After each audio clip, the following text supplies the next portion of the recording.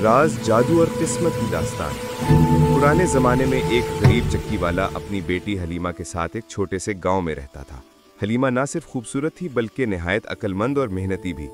एक दिन चक्की वाले ने बादशाह को खुश करने के लिए गलत फहमी में कह दिया, मेरी बेटी तिनके को सोने में बदल सकती है। बादशाह हैरान भी हुआ और लालच में भी। उसने हुक्म दिया कि हलीमा को महल लाया जाए और उसे एक कमरे में बंद कर दिया जाए जिसमें हर तरफ तिनके के ढेर लगे हुए थे। बादशाह ने कहा, अगर तुमने सुबह तक ये सब तिनके सोने में ना बदले तो तुम्हारी सजा सख्त होगी।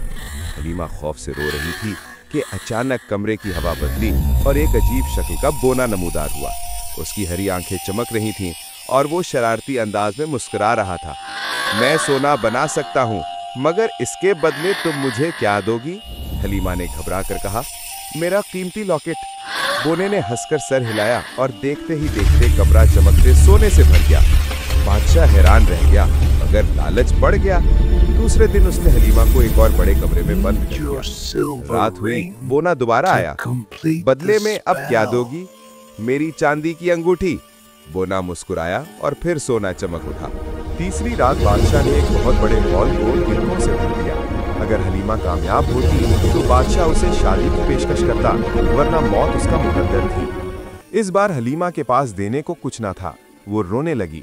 बोना बोला, मैं ये भी कर दूंगा, मगर बदले में जब तुम्हारा पहला बच्चा पैदा हो वो मेरा होगा। हलीमा मजबूर थी, उसने हाँ कर दी। सालों बाद वो मलिका बनी। उसकी गोद में एक खूबसूरत बेटा था। मगर एक रात वही बोना फिर आ गया। अपना वादा याद है? बच्चा मुझे दो।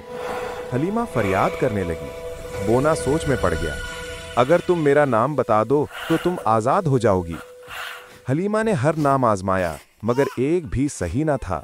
आखिर एक दिन उसके खादिम ने जंगल से गुजरते हुए देखा कि बोना आग के गिर्द नाच रहा था और गाना गा रहा था, कोई नहीं जानेगा मेरा नाम, रुम्पलस्टिल्टस्कन, रुम्पलस्टिल्टस्कन। अगली रात बोना आया तो हलीमा ने कहा, तुम्हारा नाम रुम्पलस्टिल्टस्कन है। बोना चीखा, गुस्से में पैर पटका और धुएं के बादल में गायब हो गया, हमेशा के लिए। यूं राज, जादू और किस्मत की ये कहानी अंजाम को पहुंची और हलीमा अपने बच्चे के साथ हंसी खुशी रहने लगी।